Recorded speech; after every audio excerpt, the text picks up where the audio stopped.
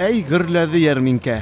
Иртән сәгать 7-дә машина белән килеп туктарга өлгермисең, сине сырып алалар. Нәрсә алып килдең дип тә сорамыйлар. Әйдә тизрәк сат кына диләр. Шушы күңелле ярминкәдә барлык авыл җирлекләре дә, мәктәпләр дә катнашты.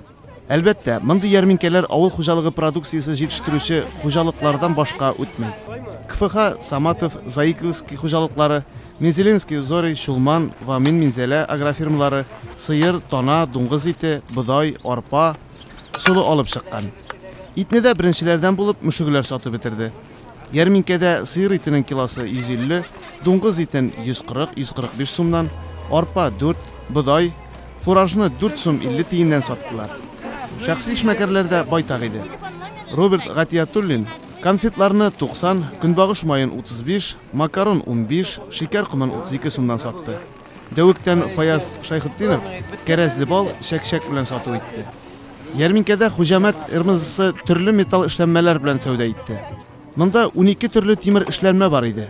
Алар арасында бәрәңге, рәт арасын яргыч, шәшкә гөлләр үстерү, киемнәр элү өчен элгеч, мангал, тимердән эшләнгән утыргычлар күз явын алып тора.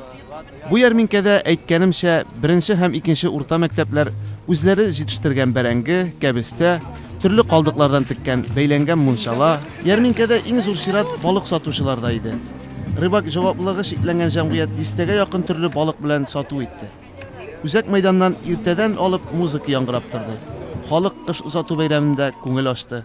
Иң күңеллесе карашкыны яндыру булгандыр.